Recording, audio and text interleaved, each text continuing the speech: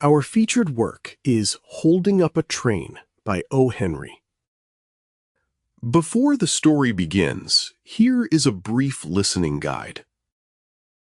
Published in the early 20th century, O. Henry's Holding Up a Train captures the dying embers of the American frontier as it transitioned from lawless expanses to corporate railroad monopoly. Grounded in the author's own real-world observations of outlaws in the Southwest, the narrative serves as both a gritty exposé and a psychological deconstruction of the Western bandit myth.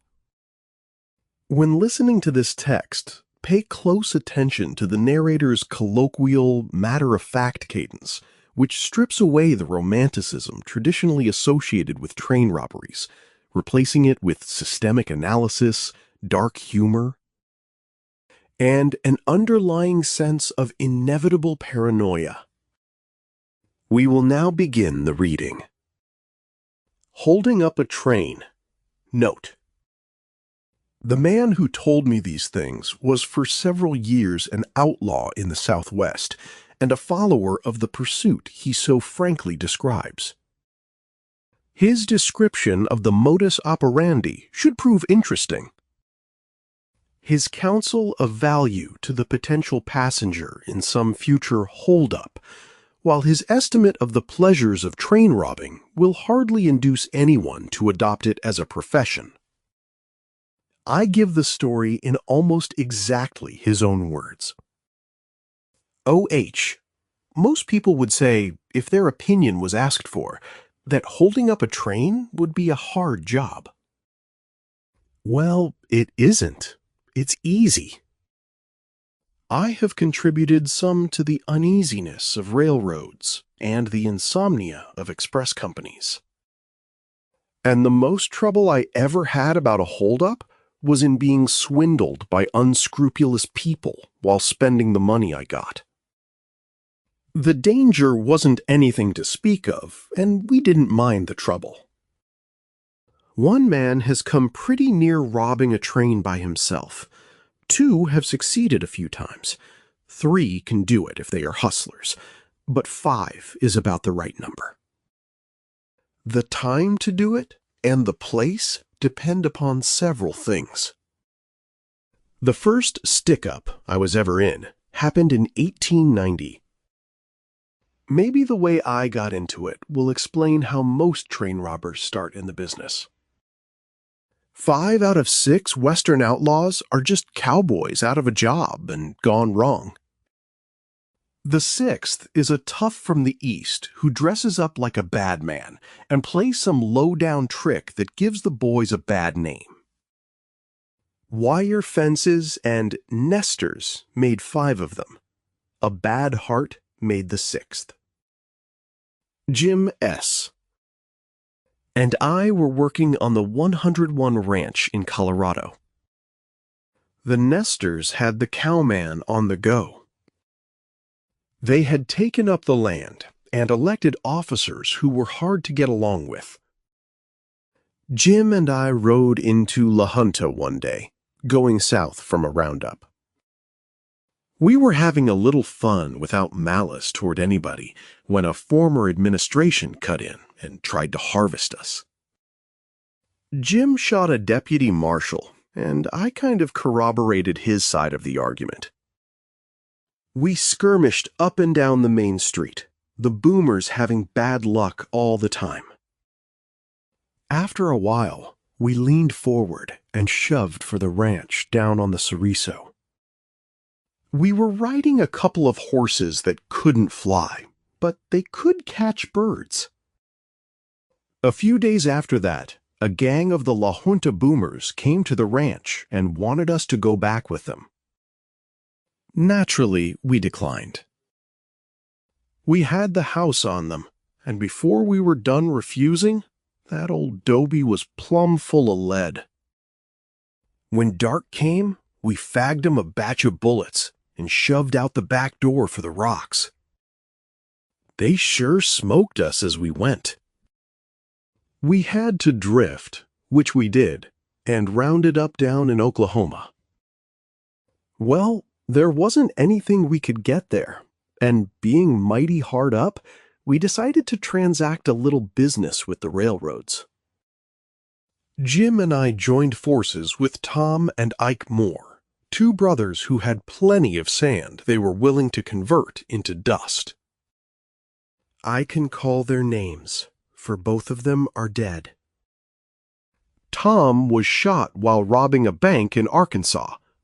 Ike was killed during the more dangerous pastime of attending a dance in the Creek Nation. We selected a place on the Santa Fe where there was a bridge across a deep creek surrounded by heavy timber. All passenger trains took water at the tank close to one end of the bridge. It was a quiet place, the nearest house being 5 miles away. The day before it happened, we rested our horses and made medicine as to how we should get about it. Our plans were not at all elaborate, as none of us had ever engaged in a holdup before. The Santa Fe Flyer was due at the tank at 11:15 p.m. M. At 11, Tom and I lay down on one side of the track, and Jim and Ike took the other. As the train rolled up, the headlight flashing far down the track and the steam hissing from the engine, I turned weak all over. I would have worked a whole year on the ranch for nothing to have been out of that affair right then. Some of the nerviest men in the business have told me that they felt the same way the first time.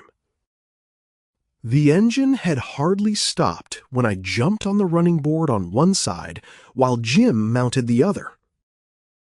As soon as the engineer and firemen saw our guns, they threw up their hands without being told and begged us not to shoot, saying they would do anything we wanted them to.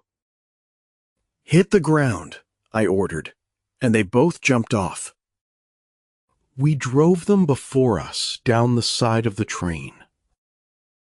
While this was happening, Tom and Ike had been blazing away, one on each side of the train, yelling like Apaches so as to keep the passengers herded in the cars. Some fellow stuck a little .22 caliber out one of the coach windows and fired it straight up in the air. I let drive and smashed the glass just over his head. That settled everything like resistance from that direction. By this time, all my nervousness was gone. I felt a kind of pleasant excitement, as if I were at a dance or a frolic of some sort. The lights were all out in the coaches, and as Tom and Ike gradually quit firing and yelling, it got to be almost as still as a graveyard. I remember hearing a little bird chirping in a bush at the side of the track, as if it were complaining at being waked up. I made the fireman get a lantern, and then I went to the express car and yelled to the messenger to open up or get perforated. He slid the door back and stood in it with his hands up. "Jump overboard, son," I said, and he hit the dirt like a lump of lead. There were 2 safes in the car, a big one and a little one. By the way, I first located the messenger's arsenal, a double-barreled shotgun with buckshot cartridges and a .38 in a drawer. I drew the cartridges from the shotgun, pocketed the pistol, and called the messenger inside. I shoved my gun against his nose and put him to work. He couldn't open the big safe, but he did the little one. There was only $900 in it. That was mighty small winnings for our trouble, so we decided to go through the passengers. We took our prisoners to the smoking car, and from there sent the engineer through the train to light up the coaches. Beginning with the first one, we placed a man at each door and ordered the passengers to stand between the seats with their hands up. If you want to find out what cowards the majority of men are, all you have to do is rob a passenger train. I don't mean because they don't resist. I'll tell you later on why they can't do that. But it makes a man feel sorry for them, the way they lose their heads. Big, burly drummers and farmers and ex-soldiers and high-collared dudes in sports that a few moments before were filling the car with noise and bragging get so scared that their ears flop. There were very few people in the day coaches at that time of night, so we made a slim haul until we got to the sleeper. The Pullman conductor met me at one door while Jim was going round to the other one. He very politely informed me that I could not go into that car, as it did not belong to the railroad company. And besides, the passengers had already been greatly disturbed by the shouting and firing. Never in all my life have I met with a finer instance of official dignity and reliance upon the power of Mr. Pullman's great name. I jabbed my six-shooter so hard against Mr. Conductor's front that I afterwards found one of his vest buttons so firmly wedged in the end of the barrel that I had to shoot it out. He just shut up like a weak-springed knife and rolled down the car steps. I opened the door of the sleeper and stepped inside. A big, fat old man came wobbling up to me, puffing and blowing. He had one coat sleeve on and was trying to put his vest on over that. I don't know who he thought I was. young man, says he, you must keep cool and not get excited. Above everything, keep cool." "I can't," says I. Excitement's just eating me up. And then I let out a yell and turned loose my .45 through the skylight. That old man tried to dive into one of the lower berths, but a screech came out of it and a bare foot that took him in the breadbasket and landed him on the floor. I saw Jim coming in the other door, and I hollered for everybody to climb out and line up. They commenced to scramble down, and for a while we had a three-ringed circus. The men looked as frightened and tame as a lot of rabbits in a deep snow. They had on an average, about a quarter of a suit of clothes and one shoe apiece. One chap was sitting on the floor of the aisle, looking as if he were working a hard sum in arithmetic. He was trying, very solemn, to pull a lady's number 2 shoe on his number 9 foot. The ladies didn't stop to dress. They were so curious to see a real live train robber, bless 'em, that they just wrapped blankets and sheets around themselves and came out, squeaky and fidgety looking. They always show more curiosity and sand than the men do. We got them all lined up and pretty quiet, and I went through the bunch. I found very little on them. I mean, in the way of valuables. One man in the line was a sight.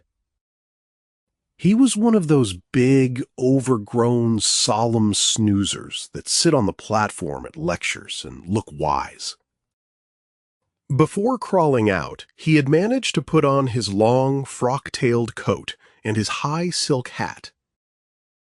The rest of him was nothing but pajamas and bunions. When I dug into that Prince Albert, I expected to drag out at least a block of gold mine stock or an armful of government bonds, but all I found was a little boy's French harp about 4 inches long. What it was there for, I don't know. I felt a little mad because he had fooled me so. I stuck the harp up against his mouth. "If you can't pay, play," I says. "I can't play," says he. "Then learn right off quick," says I, letting him smell the end of my gun barrel. He caught hold of the harp, turned red as a beet, and commenced to blow. He blew a dinky little tune I remembered hearing when I was a kid. Prettiest little gal in the country, oh. Mammy and Daddy told me so. I made him keep on playing it all the time we were in the car. Now and then he'd get weak and off the key, and I'd turn my gun on him and ask what was the matter with that little gal, and whether he had any intention of going back on her, which would make him start up again like 60. I think that old boy standing there in his silk hat and bare feet, playing his little French harp, was the funniest sight I ever saw. One little red-headed woman in the line broke out laughing at him. You could have heard her in the next car. Then Jim held them steady while I searched the berths. I grappled around in those beds and filled a pillowcase with the strangest assortment of stuff you ever saw. Now and then I'd come across a little pop-gun pistol, just about right for plugging teeth with, which I'd throw out the window. When I finished with the collection, I dumped the pillowcase load in the middle of the aisle.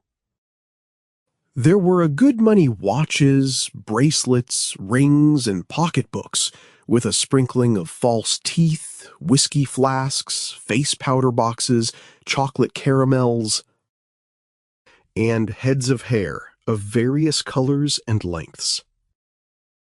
There were also about a dozen ladies' stockings into which jewelry, watches, and rolls of bills had been stuffed and then wadded up tight and stuck under the mattresses. I offered to return what I called the scalps, saying that we were not Indians on the warpath, but none of the ladies seemed to know to whom the hair belonged. One of the women, and a good looker she was, wrapped in a striped blanket, saw me pick up one of the stockings that was pretty chunky and heavy about the toe, and she snapped out, "That's mine, sir. You're not in the business of robbing women, are you?" Now, as this was our first holdup, we hadn't agreed upon any code of ethics, so I hardly knew what to answer. But anyway, I replied, "Well, not as a speciality. If this contains your personal property, you can have it back." "It just does," she declared eagerly, and reached out her hand for it. "You'll excuse my taking a look at the contents," I said, holding the stocking up by the toe.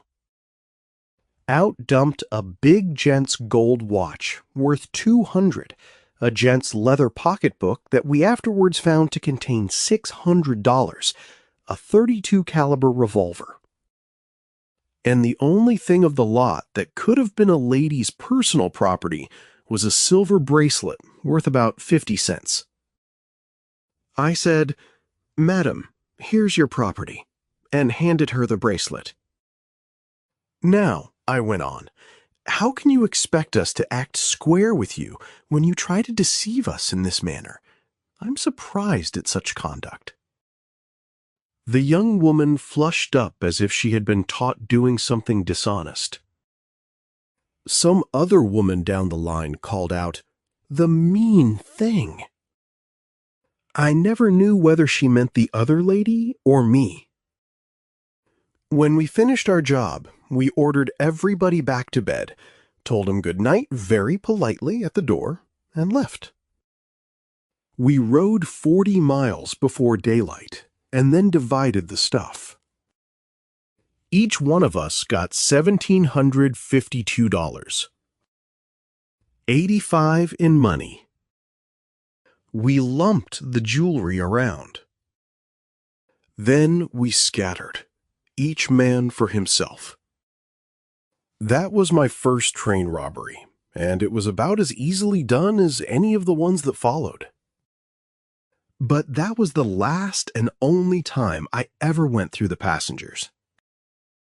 I don't like that part of the business. Afterwards, I stuck strictly to the express car. During the next 8 years, I handled a good deal of money. The best haul I made was just 7 years after the first one. We found out about a train that was going to bring out a lot of money to pay off the soldiers at a government post. We stuck that train up in broad daylight. 5 of us lay in the sandhills near a little station. 10 soldiers were guarding the money on the train, but they might just as well have been at home on a furlough. We didn't even allow them to stick their heads out the windows to see the fun. We had no trouble at all in getting the money, which was all in gold. Of course, a big howl was raised at the time about the robbery.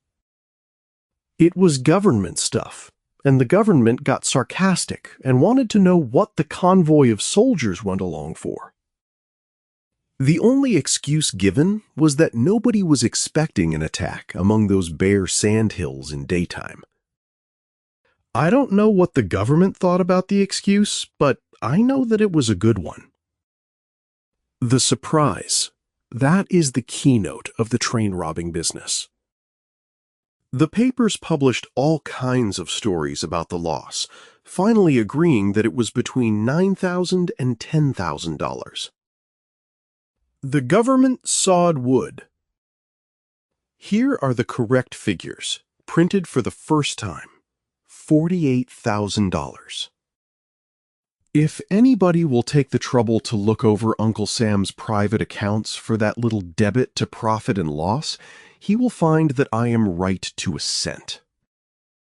By that time, we were expert enough to know what to do. We rode due west 20 miles, making a trail that a Broadway policeman could have followed, and then we doubled back, hiding our tracks. On the second night after the holdup, while posses were scouring the country in every direction, Jim and I were eating supper in the second story of a friend's house in the town where the alarm started from. Our friend pointed out to us, in an office across the street, a printing press at work striking off handbills offering a reward for our capture. I have been asked what we do with the money we get. Well, I never could account for a 10th part of it after it was spent. It goes fast and freely. An outlaw has to have a good many friends. A highly respected citizen may, and often does, get along with very few, but a man on the dodge has got to have sidekickers. With angry posses and reward-hungry officers cutting out a hot trail for him, he must have a few places scattered about the country where he can stop and feed himself and his horse and get a few hours' sleep without having to keep both eyes open. When he makes a haul, he feels like dropping some of the coin with these friends, and he does it liberally. Sometimes I have, at the end of a hasty visit at one of these havens of refuge, flung a handful of gold and bills into the laps of the kids playing on the floor. Without knowing whether my contribution was $100 or $1,000. When old-timers make a big haul, they generally go far away to one of the big cities to spend their money. Green hands, however successful a holdup they make, nearly always give themselves away by showing too much money near the place where they got it. I was in a job in '94 where we got $20,000. We followed our favorite plan for a getaway. That is, doubled on our trail and laid low for a time near the scene of the train's bad luck. One morning, I picked up a newspaper and read an article with big headlines stating that the marshal, with 8 deputies and a posse of 30 armed citizens, had the train robbers surrounded in a mesquite thicket on the Cimarron, and that it was a question of only a few hours when they would be dead men or prisoners. While I was reading that article, I was sitting at breakfast in one of the most elegant private residences in Washington City, with a flunky in knee pants standing behind my chair. Jim was sitting across the table, talking to his half-uncle, a retired naval officer, whose name you have often seen in the accounts of doings in the capital. We had gone there and bought rattling outfits of good clothes, and were resting from our labors among the nabobs. We must have been killed in that mesquite thicket, for I can make an affidavit that we didn't surrender. Now I propose to tell why it is easy to hold up a train, and then why no one should ever do it. In the first place, the attacking party has all the advantage. That is, of course, supposing that they are old-timers with the necessary experience and courage. They have the outside and are protected by the darkness, while the others are in the light, hemmed into a small space, and exposed the moment they show a head at a window or door to the aim of a man who is a dead shot and who won't hesitate to shoot. But in my opinion, the main condition that makes train robbing easy is the element of surprise in connection with the imagination of the passengers. If you have ever seen a horse that has eaten loco weed, you will understand what I mean when I say that the passengers get locoed. That horse gets the awfulest imagination on him in the world. You can't coax him to cross a little branch stream 2 feet wide. It looks as big to him as the Mississippi River. That's just the way with the passenger. He thinks there are 100 men yelling and shooting outside, when maybe there are only 2 or 3. And the muzzle of a .45 looks like the entrance to a tunnel. The passenger is all right, although he may do mean little tricks, like hiding a wad of money in his shoe and forgetting to dig up until you jostle his ribs some with the end of your 6-shooter. But there's no harm in him. As to the train crew, we never had any more trouble with them than if they had been so many sheep. I don't mean that they are cowards, I mean that they have got sense. They know they're not up against a bluff. It's the same way with the officers. I've seen Secret Service men, marshals, and railroad detectives fork over their change as meek as Moses.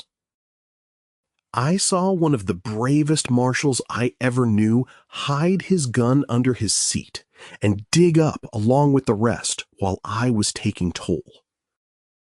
He wasn't afraid. He simply knew that we had the drop on the whole outfit. Besides, many of those officers have families, and they feel that they oughtn't to take chances, whereas death has no terrors for the man who holds up a train. He expects to get killed someday, and he generally does. My advice to you, if you should ever be in a holdup, is to line up with the cowards and save your bravery for an occasion when it may be of some benefit to you. Another reason why officers are backward about mixing things with a train robber is a financial one. Every time there is a scrimmage and somebody gets killed, the officers lose money. If the train robber gets away, they swear out a warrant against John Doe et al. And travel hundreds of miles and sign vouchers for thousands on the trail of the fugitives, and the government foots the bills. So with them, it is a question of mileage rather than courage.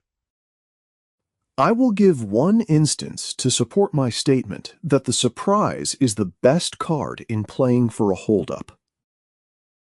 Along in '92, the Daltons were cutting out a hot trail for the officers down in the Cherokee Nation. Those were their lucky days, and they got so reckless and sandy that they used to announce beforehand what job they were going to undertake. Once they gave it out that they were going to hold up the M. K. A.T. flyer on a certain night at the station of Pryor Creek in Indian Territory. That night, the railroad company got 15 deputy marshals in Muskogee and put them on the train. Beside them, they had 50 armed men hid in the depot at Pryor Creek. When the Katy flyer pulled in, not a Dalton showed up. The next station was Adair, 6 miles away. When the train reached there, and the deputies were having a good time explaining what they would have done to the Dalton gang if they had turned up, all at once it sounded like an army firing outside. The conductor and brakeman came running into the car, yelling, "Train robbers!" Some of those deputies lit out of the door, hit the ground, and kept on running. Some of them hid their Winchesters under the seats. 2 of them made a fight, and were both killed. It took the Daltons just 10 minutes to capture the train and whip the escort. In 20 minutes more, they robbed the express car of $27,000 and made a clean getaway. My opinion is that those deputies would have put up a stiff fight at Pryor Creek, where they were expecting trouble.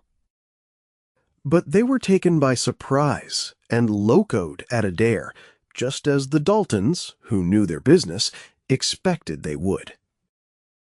I don't think I ought to close without giving some deductions from my experience of 8 years on the Dodge.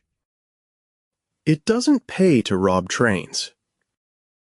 Leaving out the question of right and morals, which I don't think I ought to tackle, there is very little to envy in the life of an outlaw. After a while, money ceases to have any value in his eyes.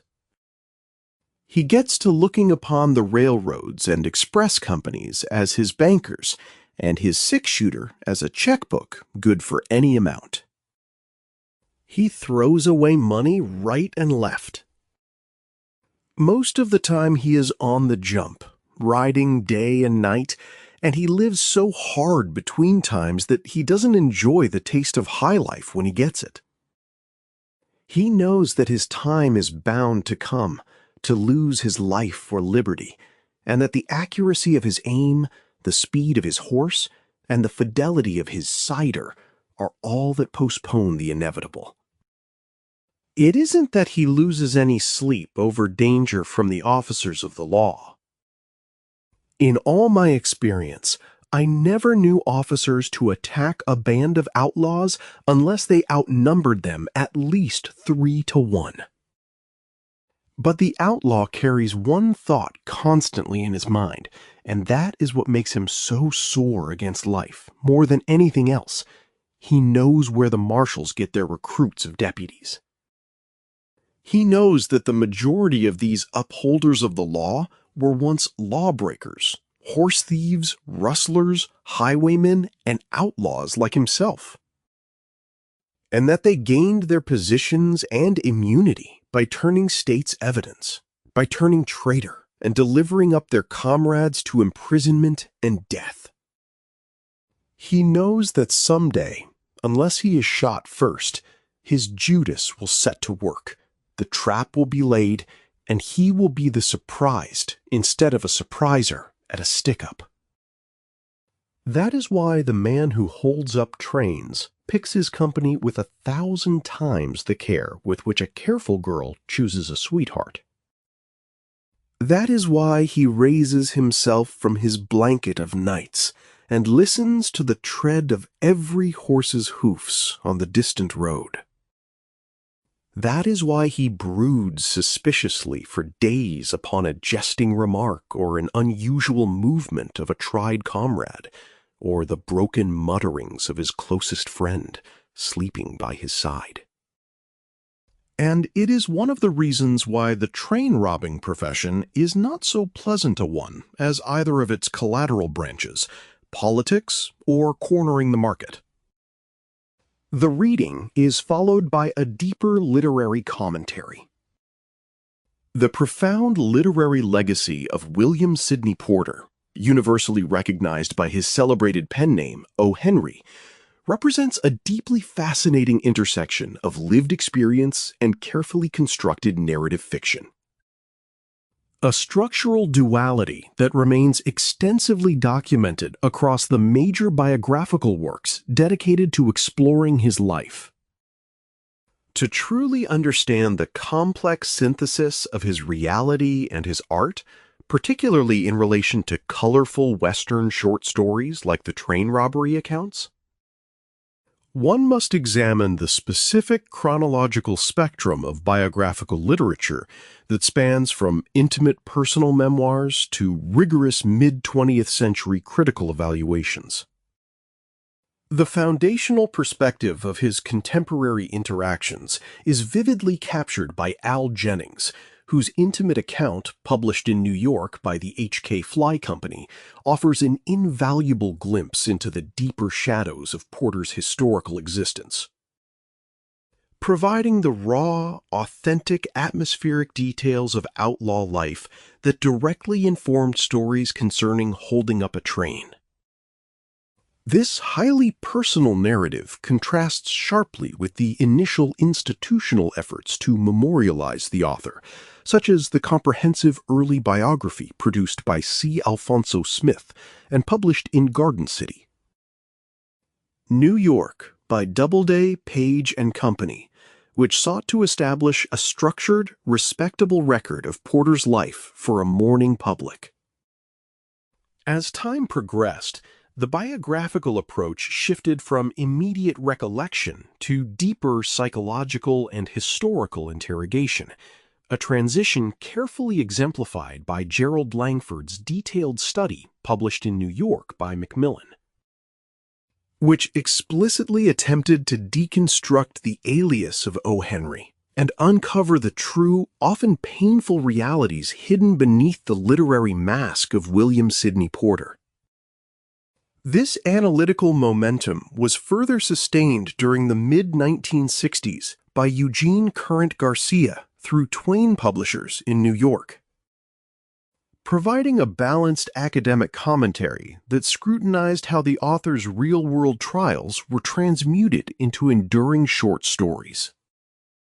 The legendary dimensions of this biographical tradition were later beautifully synthesized by Richard O'Connor in his Doubleday publication based in Garden City, New York, which looked back at the mythos surrounding Porter, analyzing how the public persona of the master storyteller often obscured the complex, bittersweet truths of his actual journey.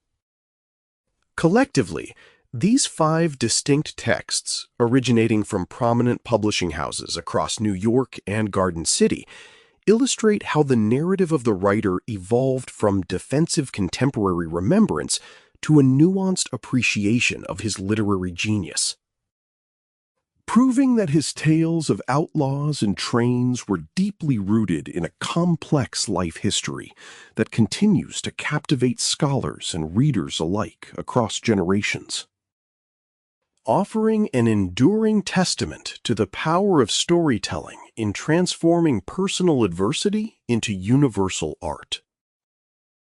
Ensuring that the historical record of both the man and the myth remains preserved through diverse biographical lenses that bridge the gap between real-world shadows and literary fame.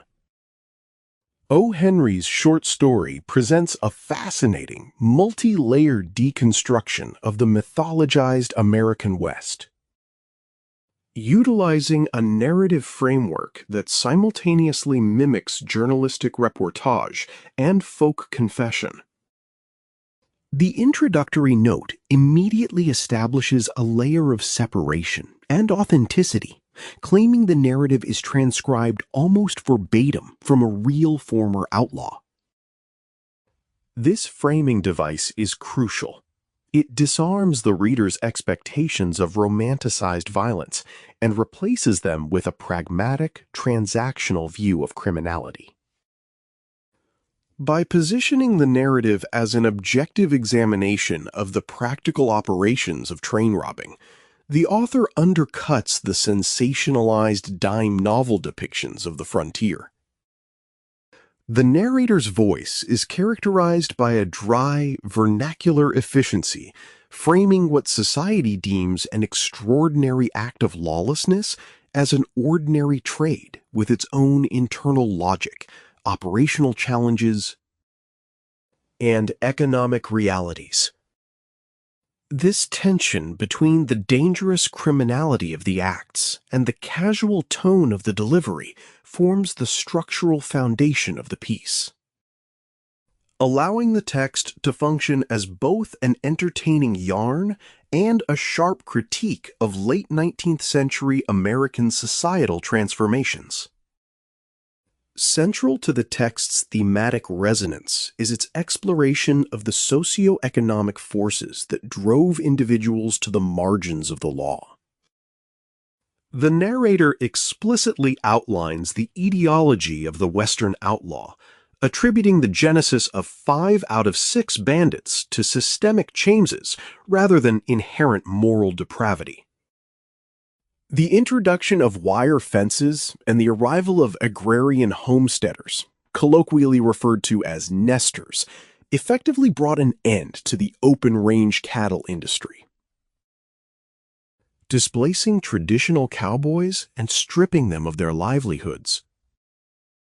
This historical transition from an open, unregulated frontier to a bordered, bureaucratized landscape created a class of disenfranchised workers who possessed highly specialized skills, marksmanship, horsemanship, and physical endurance, but no legitimate venue in which to employ them.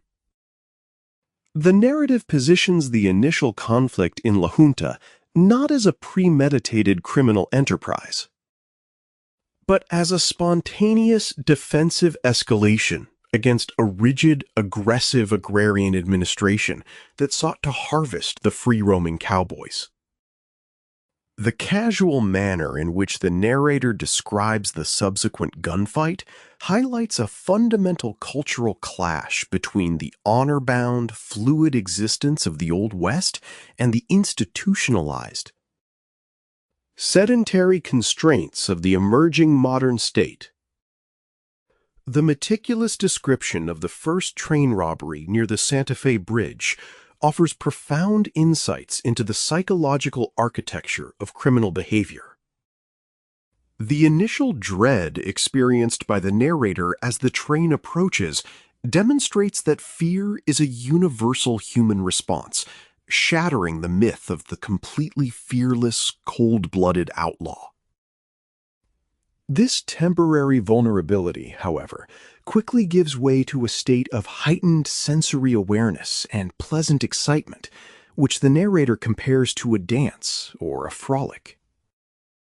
This psychological shift reveals how the intense adrenaline of the criminal act functions as a narcotic, transforming a hazardous enterprise into a liberating space of performative power. The auditory juxtaposition within this scene is particularly striking. The roaring engine and chaotic gunfire suddenly give way to a heavy, graveyard stillness, punctuated only by the delicate chirping of a wakened bird. This stark contrast emphasizes the surreal nature of the holdup, where the violent disruption of technological progress momentarily yields to the quiet indifference of the natural world. Illustrating the profound isolation of the characters within their self-imposed exile from conventional society. When the narrative shifts its focus to the robbery of the passenger coaches and the Pullman sleeper, it transforms into a biting, carnivalesque satire of American social hierarchies and class pretensions. The narrator's interactions with the passengers serve to systematically strip away the superficial dignity of various societal archetypes, exposing the underlying cowardice and fragility that emerge under existential threat. The Pullman conductor, wrapped in the institutional authority and prestige of his corporate employer, tries to deny entry based on the sacred boundary of private corporate property, only to be physically reduced to a vulnerable body by the blunt reality of a revolver pressed against his vest.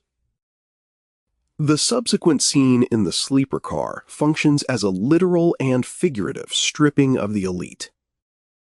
Wealthy individuals are caught in various states of undress, their carefully constructed public personas dissolving into absurd panic. The image of the prominent, solemn academic figure standing in his silk hat and pajamas, forced to clumsily play a childish folk tune on a French harp at gunpoint, represents a total inversion of social power dynamics, demonstrating that intellectual and social status mean nothing when confronted with raw, unmediated physical force. Furthermore, the text offers a nuanced, highly cynical commentary on the moral hypocrisy of the respectable classes, particularly through the interactions with the female passengers. While the narrator notes that the women generally exhibit more resilience and curiosity than their male counterparts, he quickly punctures any idealized notions of female purity or superior ethics. The encounter with the attractive woman wrapped in a striped blanket highlights this moral duplicity. She attempts to appeal to the outlaw's sense of chivalry to protect her personal property, only for the narrator to discover that her stocking is stuffed with a wealthy man's gold watch and a significant sum of stolen money. This revelation collapses the moral binary between the law-abiding citizen and the criminal, suggesting that the respectable passengers are just as deceptive and self-serving as the outlaws who hold them at bay. The ironic admonition delivered by the narrator, who expresses surprise at her dishonest conduct, highlights the inverted moral landscape of the story, where the open thief demands ethical transparency from the hidden hypocrites of polite society. As the narrative progresses, it traces the evolution of the outlaws from nervous novices into highly calculated professional technocrats of crime. The daylight robbery of the government payroll train demonstrates a masterful command of psychological warfare, specifically the weaponization of absolute surprise. By choosing a barren, exposed landscape during midday, a time and place where an attack is deemed logistically impossible by conventional military logic, the outlaws completely neutralize a 10-man soldier escort without firing a single shot. The narrator's emphasis on the concept of being locoed refers to a state of psychological paralysis, where the victim's imaginations expand the threat exponentially, turning a small group of bandits into an overwhelming army and a standard firearm barrel into a yawning tunnel.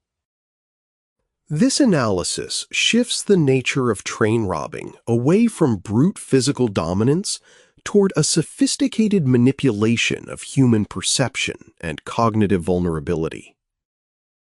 The fact that the outlaws can comfortably eat supper across the street from a printing press producing their own capture notices underscores the profound incompetence of institutional law enforcement, which relies on bureaucratic formalism, while the outlaws operate with fluid, adaptive intelligence.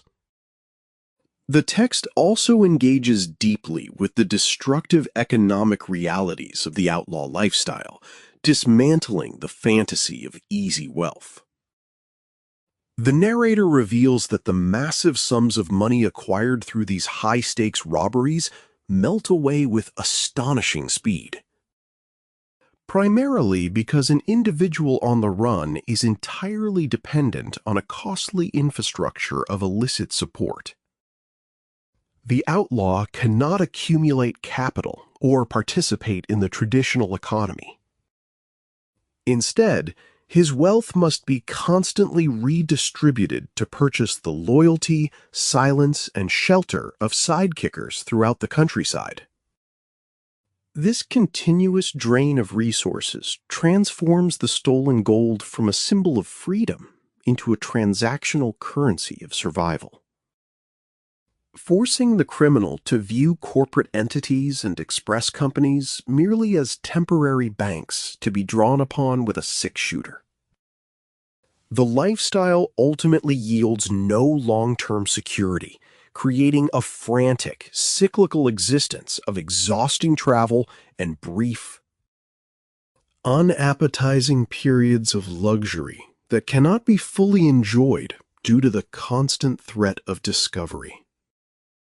By comparing train robbing unfavorably to politics or cornering the market, the narrator sardonically suggests that the only real difference between outlawry and legitimate institutional commerce lies in the degree of societal acceptance and the safety of the practitioners.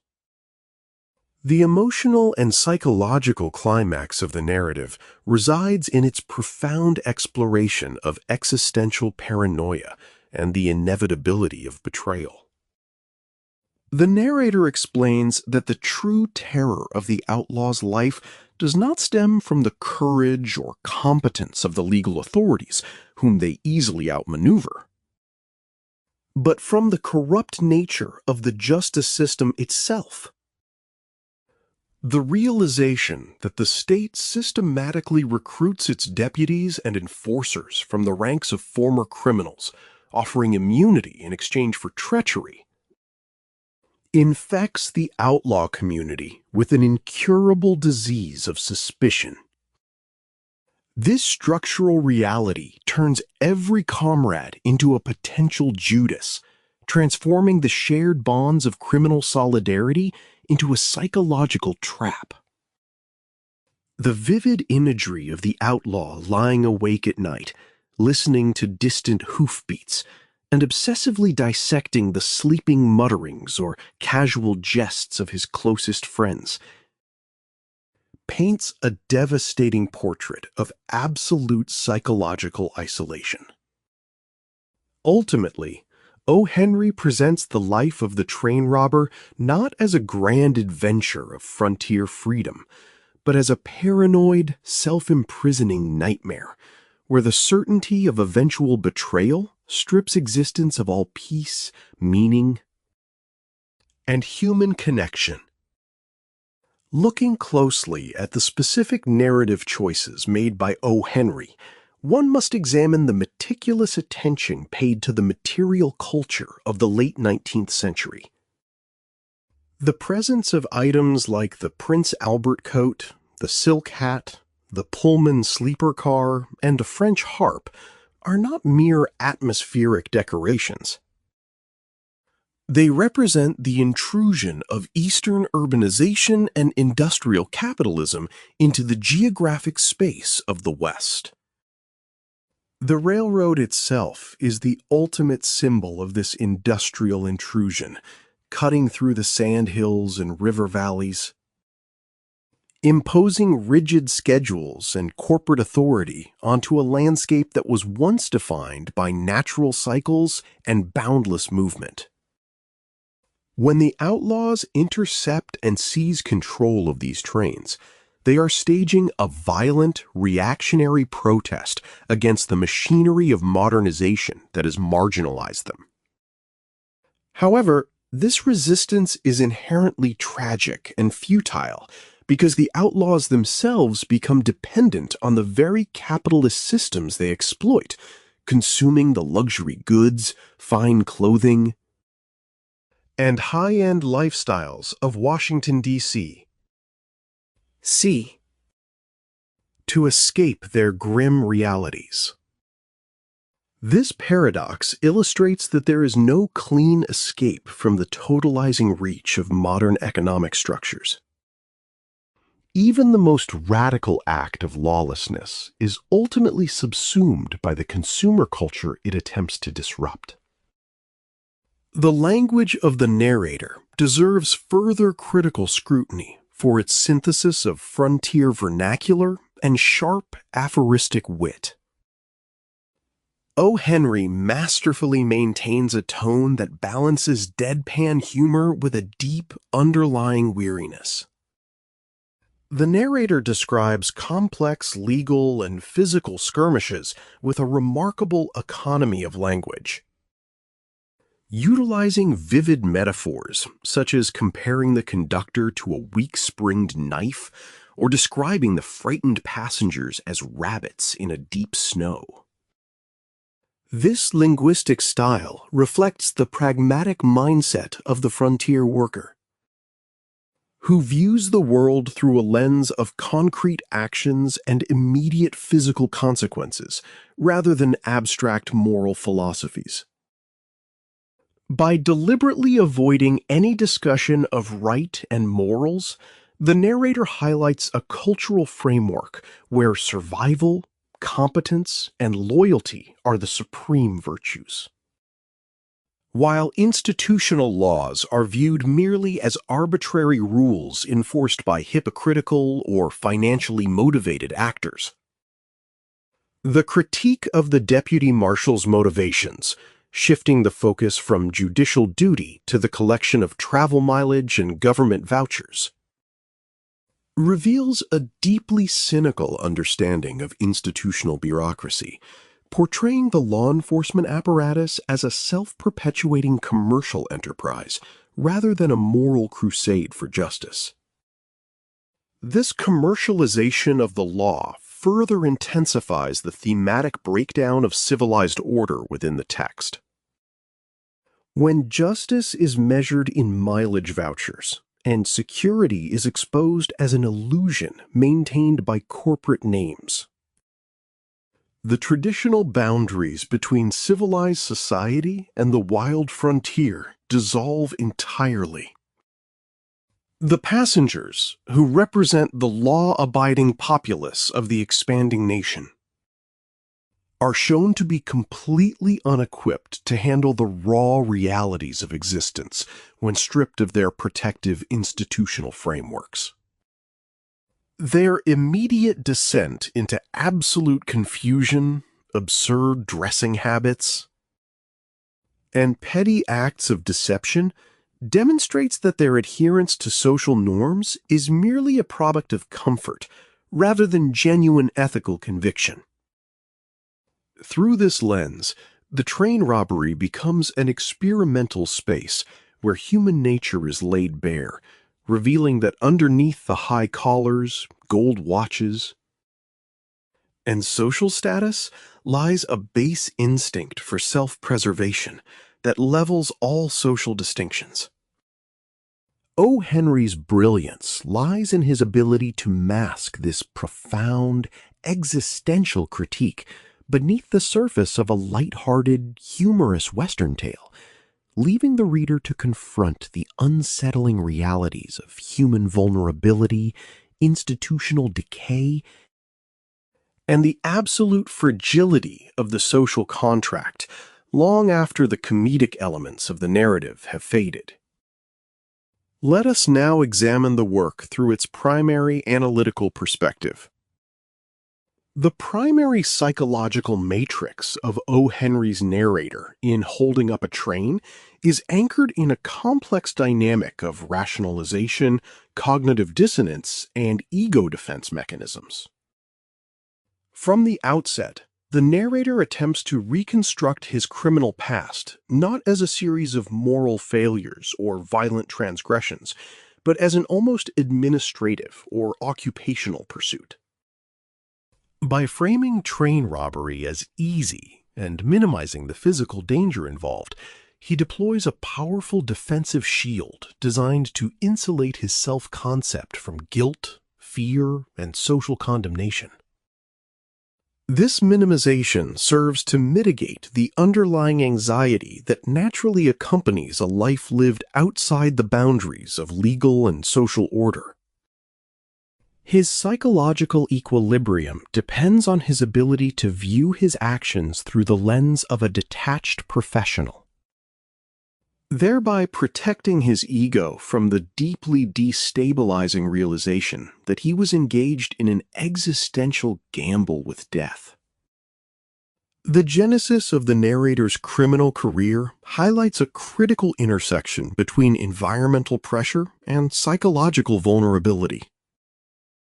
He notes that 5 out of 6 Western outlaws are simply cowboys who have lost their jobs and gone wrong due to the arrival of wire fences and settlers, or nesters. This explanation reveals a profound sense of displacement and wounded identity. The cowboy's inner life is closely tied to the mythos of the open range, autonomy, and a specific form of masculine competence. The encroachment of agricultural civilization represents a psychological castration, stripping these men of their socioeconomic utility and their sense of control over their environments. When the narrator and his companion, Jim S., ride into La Junta, their initial behavior is described as a little fun without malice. This reveals an underlying desire for play and self-assertion that quickly curdles into defensive violence when confronted by the rigid authority of the local administration. The transition from citizen to outlaw is catalyzed by an escalating cycle of perceived persecution and retaliatory aggression, forcing the characters into a permanent state of psychological hypervigilance and exile. The description of the first train robbery provides a vivid window into the somatic and emotional realities of high-stakes trauma and stress. As the Santa Fe Flyer approaches, the narrator experiences an acute, overwhelming wave of autonomic panic. Admitting that he turned weak all over and would have traded a year of uncompensated labor to be anywhere else. This moment of stark vulnerability pierces the narrator's subsequent bravado, revealing the raw fear that precedes the crystallization of the outlaw persona. However, the subsequent transformation of this panic into a kind of pleasant excitement demonstrates the psychological phenomenon of emotional inversion or reaction formation. To cope with the intolerable pressure of the situation, the mind converts paralyzing terror into a manic, euphoric state akin to a dance or a frolic. This euphoric state serves as an adaptive mechanism, enabling the narrator to execute complex actions under extreme duress. The subsequent quietness that settles over the train, compared to a graveyard, introduces an eerie, melancholic peace that contrasts sharply with the preceding violence. Illustrating the rapid oscillations of the outlaw's internal state. As the narrator gains experience, his psychological defenses harden into a rigid set of attitudes toward the civilian population, characterized by intense projection and defense mechanisms. He expresses a profound contempt for the passengers, declaring that to discover what cowards the majority of men are, one need only rob a train. This aggressive externalization allows the narrator to project his own deeply repressed vulnerabilities and past terrors onto his victims. By demeaning the passengers, pointing out how big, burly drummers and ex-soldiers lose their heads and become as tame as rabbits, he bolsters his own fragile sense of omnipotence. The bizarre episode with the passenger in the silk hat and pajamas, who is forced to play a childhood tune on a French harp, illustrates a sadomasochistic assertion of power. By reducing a figure of institutional dignity to a ridiculous, weeping performer, the narrator temporarily masters his own deep-seated anxieties regarding authority and social inferiority.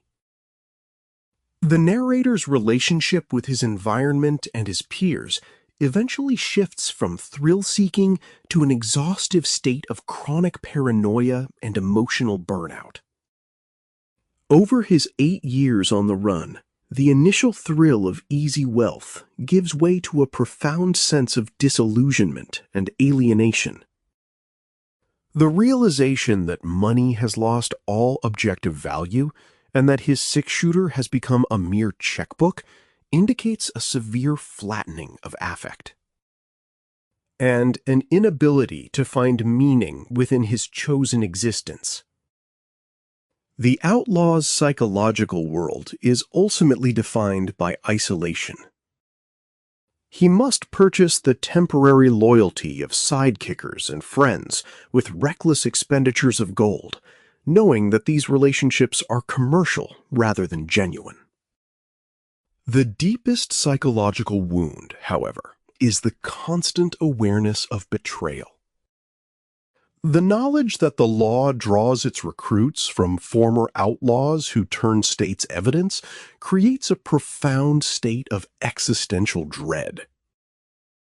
The narrator's final reflections present a haunting portrait of interpersonal suspicion, where every jesting remark or broken muttering of a sleeping comrade is scrutinized for signs of impending treachery, leaving the outlaw entirely trapped within the prison of his own hyper-vigilant mind.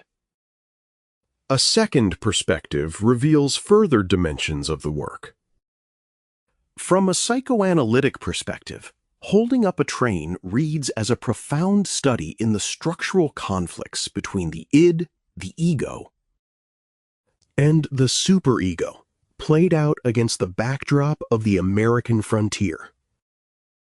The train itself serves as a multi-layered symbol within the outlaw's unconscious topography.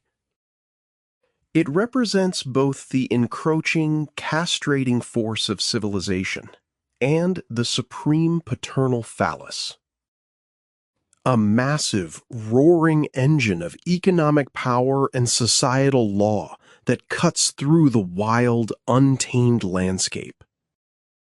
By mastering and penetrating this mechanical titan, the outlaw engages in a repeated, ritualistic rebellion against the paternal law. The act of holding up a train is fundamentally an id-driven pursuit of immediate gratification, omnipotence, and the absolute rejection of societal restraint. However, this rebellion carries with it an inescapable undercurrent of castration anxiety. Manifested in the narrator's initial somatic paralysis when confronted by the blinding headlight and hissing steam of the approaching locomotive. The narrator's interactions with the passengers and the train crew vividly illustrate the psychoanalytic concepts of regression and fantasy. Under the threat of the outlaw's weapon, the passengers undergo an immediate psychic regression, stripped of their adult defenses, social status, and secondary revisions of dignity. They emerge from their berths half-dressed, confused, and functionally castrated, as symbolized by the man absurdly attempting to force a lady's small shoe onto his large foot. This image captures the complete fragmentation of the ego under the threat of death. The passengers are reduced to a state of infantile helplessness, becoming tame as a lot of rabbits in a deep snow. The narrator operates within a fantasy of absolute domain, acting as a tyrannical primal father who demands total submission, controls the light and darkness within the cars, and forces his subjects to perform ridiculous tasks for his amusement. This sadomasochistic dynamic satisfies a repressed desire for primitive dominance that the restrictions of organized society otherwise forbid. A crucial psychoanalytic element is found in the narrator's rejection of the contents of the women's stockings and his interaction with the female passengers. The stocking, a highly charged fetishistic object, yields an assortment of hidden valuables, false teeth, and heads of hair of various colors. This collection of detached bodily augmentations and hidden wealth evokes themes of fragmentation, vanity, and the underlying anxiety of physical decay. When the narrator catches a woman attempting to deceive him by claiming a stocking filled with male valuables as her own, his reaction is framed in the language of moral indignation. This defense mechanism reveals a deeply repressed superego.